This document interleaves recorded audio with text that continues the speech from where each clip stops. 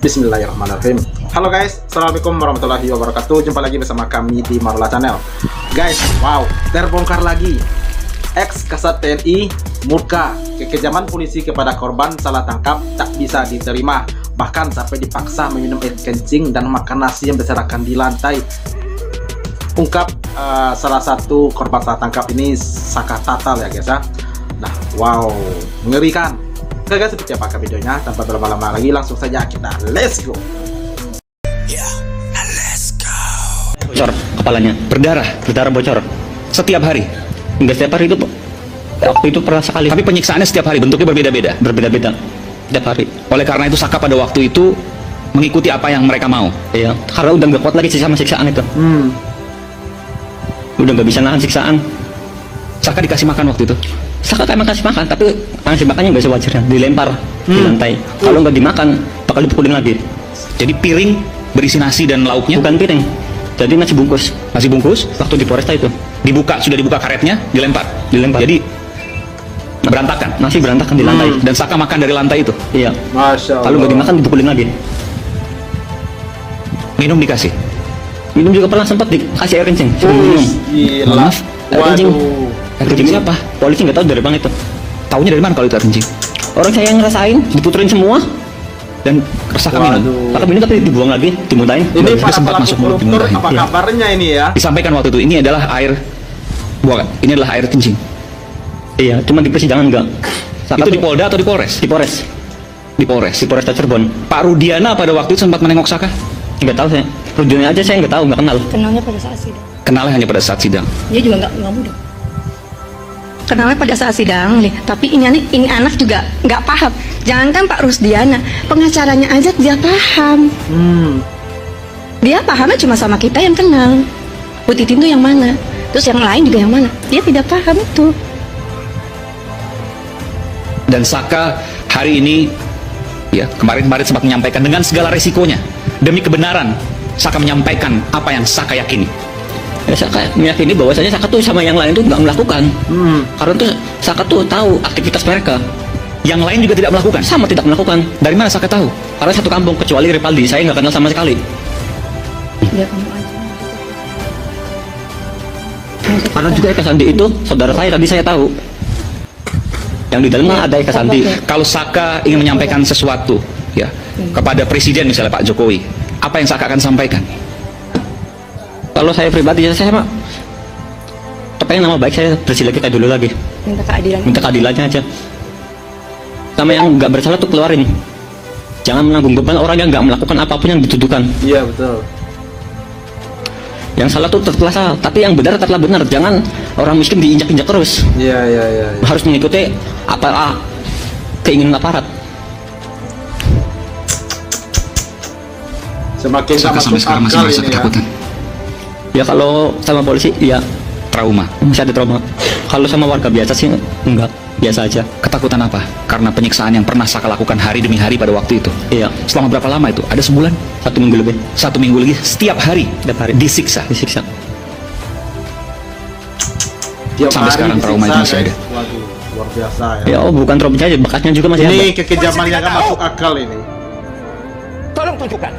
Persoalannya, kami bukan minta belas kasihan kepada orang kaya untuk membayar listrik dan air serta jasa yang kami nikmati.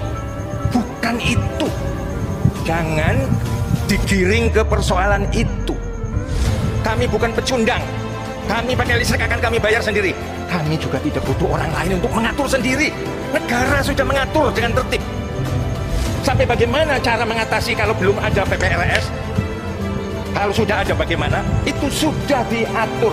Sebagian dalam PP untuk diketahui Bapak, Undang-Undang 20 tahun 2011, PP-nya baru terbit kemarin sore. Artinya 10 tahun lebih itu tarik menarik.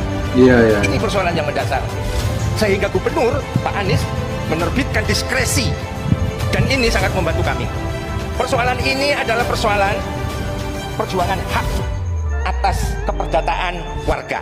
Karena dikangkangi oleh pengelola. Mestinya begitu terbentuk PPRS tahun 2000, maka PPRS ini harus menyesuaikan dengan undang-undang, membuka rekening, menarik IPL, mengundang warga. Ini tanggung renteng bayarnya berapa, satpam berapa, cleaning service berapa, maka tiap meter ketemu sekian. Yang besar akan bayar lebih besar, yang unit kecil akan membayar lebih kecil. Itu sudah diatur semua. Tapi ini tidak, Bapak. Dia narik seperti sebelum ada PPRS. Dia narik PPN. Kalau PPRS yang narik, nggak mungkin pakai PPN atas listrik dan air. Karena tidak narik kok. Kemana lari uang ini?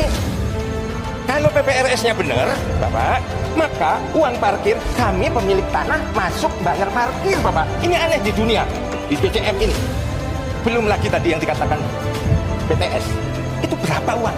Kemana itu larinya? Sinking Fund, kemana larinya? Karena ini tidak ada juntrungannya, tidak ada kejelasannya. Dari tripartit itu akhirnya rapat umum luar biasa melahirkan kepemimpinan. Digugat tahun 2013. Kemudian tahun 2018 MA ketok palu. Artinya Bapak, sejak rapat umum luar biasa kami sah adanya menurut hukum. Mereka tidak sah. Pertanyaannya, bagaimana status pengelola? Pasal 75 Undang-Undang Nomor 20 tahun 2011 menentukan pengelola bisa dibentuk atau menunjuk. Ini yang nunjuk siapa sampai hari ini? Apa polisi tidak tahu? Iya. Tolong tunjukkan. Dan ini Bapak, saya kalau sudah kayak gini, mohon maaf. Saya mohon maaf. Apa yang terjadi? Muncul peraturan baru, dibentuk lagi, digugat lagi. Loh, kok sampai hari ini masih nongkrong malah motongi? Jangan dikira Bapak, ini karena mereka berani. Tidak. Karena ada backing. Karena ada polisi yang tiap hari masuk situ dalam 30 hari ini. Sehingga seorang acun, siapa dia? Bisa teriak-teriak. Saya karena sudah tua tidak seperti dulu lagi. Saya hadapi sendiri. Ini yang jadi soal. Nah sekarang kemudian setiap ketemu bilangnya karena warga tidak membayar. Jangan menghina kami. Ini persoalan bagaimana undang-undang ditegakkan. Benar atau bohong dulu nih? Boleh? Nanti ya. Berarti memang benar ya. Aparat hukum sekarang sudah terlalu gencar main backing-backingan saat ini ya. Pengadilan. Betul ya Pak ya? Betul. Jadi pada waktu itu Liga Akbar menyampaikan bahwa Tina dan Eki dipukuli, dianiaya, dilempari batu, betul ya? Di kesaksian pengadilan. Betul. Sebenarnya Liga tidak melihat itu. Liga tidak mengetahui sama sekali kejadian itu. Lalu kenapa? Lalu kenapa pada waktu kesaksian di pengadilan berbeda? Saya bingung waktu itu Pak, saya mau bilang sama siapa karena nggak ada yang percaya. Liga pada waktu itu diminta oleh siapa jadi saksi? Pak Rudiana Pak. Pak Rudiana. Oke. Dari mana kemudian Pak Rudiana tahu kalau Pak Liga Rudiana kejadian di TKP tersebut? Sampai sekarang saya belum tahu. Betul, belum tahu. Pada waktu itu kan Pak Rudiana minta Liga. Ya. Betul ya. Pada waktu itu kenapa Liga mau?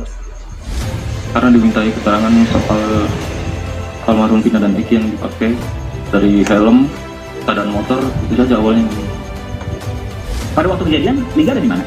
Ada di warung SMA 4. Dekat dengan kejadian TKP itu? Agak jauh.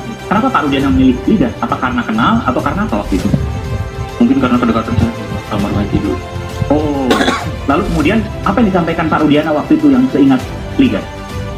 Hanya itu saja, diminta tolong. Minta tolong nggak bahasnya seperti apa Pak Rudiana waktu itu? Minta tolong buat memperkuat bukti, ya. Kan Liga bilang, saya nggak tahu Pak. Iya. Sempat bilang nggak itu Bang Pak Rudiana? Iya. Terus kenapa kemudian Liga dipaksa atau gimana? Tiba-tiba saya dijemput Pak, di rumah. Nah terus skenario-nya siapa yang ngajarin? Skenario itu, saya udah menolak berapa kali, dibantu sama pemeriksa. Oh, jadi pemeriksa yang ngasih. Oh, nah kamu ngaku kalau kamu melihat Tina dan Eki dipukulin, dilemparin batu dan seterusnya begitu. Diajarin data-data itu? Bukan diajarin, dirangkai Pak. Iya, maksudnya disampaikan, disupply, dipasok ke Liga, dibantu. Jadi Liga ya diajarin dong bahasanya, betul ya? Iya. Nah, ini kita terbuka aja nggak apa Liga. Oke, wow, mantap. Jadi ini kesaksian Liga Akbar ini guys ya, bahwa dirinya benar-benar diminta kesaksian, sepertinya dipaksa oleh Pak Rudiana itu ya, sampai dibikin skenario dalam kesaksiannya itu untuk sepertinya dia istilahnya membuat keterangan palsu lah kira-kira, yaitu yang diminta oleh Pak Ibtu Rudiana ini. Waduh, ini memang sudah apa itu, memang sudah diskenariokan dari awal ya. Bahkan tadi pengakuan siapa tadi, Saka Tatal semasa dia di dalam tahanan itu sampai diperlakukan, kalau menurut saya itu lebih dari binatang itu diperlakukannya ya. Bahkan disuruh minum air kencing dan dilempari nasi bungkus, lalu nasinya berserakan dan disuruh makan di lantai itu. Ini kan benar-benar keterlaluan itu ya. Ini benar-benar kekejaman yang tidak bisa diterima akal sehat ini guys. Sementara mereka kan belum jelas pelakunya atau gimana nya, tetapi sudah mendapatkan perlakuan yang tidak benar-benar manusiawi menurut saya ini. Oke guys, gimana tanggapan kalian? Tolong sampaikan di kolom komentar, dan sampai jumpa lagi di video berikutnya. Terima kasih. Thanks for watching.